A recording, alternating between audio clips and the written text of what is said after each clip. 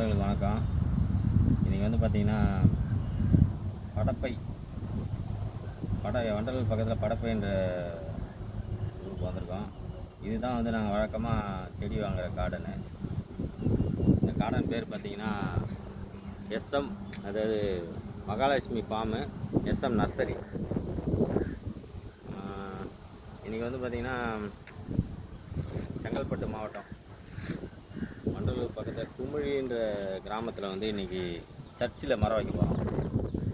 ஒரு 5க்கு மேற்பட்ட மரங்கள் வந்து இன்றைக்கி நட்டு கொடுக்கலாம் இருக்கோம். அதாவது பழமரங்கள், மா, பலா, நெல்லி, மாதுளை போன்ற மரங்கள்லாம் இன்றைக்கி வைக்கலான் இருக்கோம்.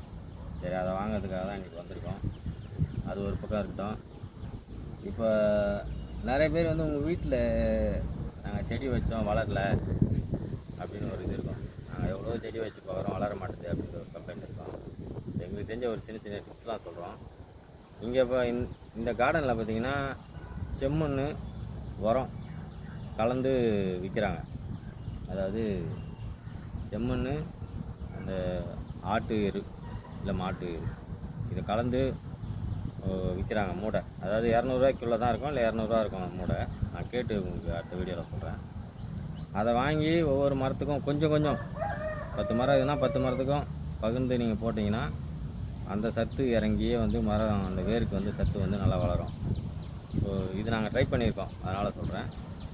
இன்னொன்று பார்த்திங்கன்னா, நம்ம அங்கே வந்து நம்ம மரம் வாங்கிறத விட இன்னொன்று நம்ம அன்றாடம் பயன்படுத்துகிற காய்கறியோட கழிவு இருக்குது பார்த்திங்களா, அதை வந்து செடிக்கோ மரத்துக்கோ சுற்றி போட்டு, இது ஆல்ரெடி நீங்கள் பண்ணியிருப்பீங்க, இதனால் தெரியாதவங்களுக்கு சொல்கிறேன்.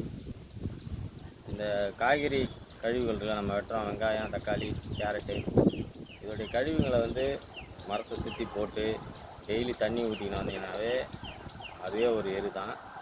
ஸோ இதெல்லாம் ட்ரை பண்ணி பாருங்கள். எங்களுக்கு தெரிஞ்ச சின்ன சின்ன டிப்ஸ் இது. இன்றைக்கி இதுக்கப்புறம் வந்து மரம் நடுற வீடியோ உங்களுக்கு அடுத்த வீடியோவில் சொல்கிறேன். நன்றி, வணக்கம்.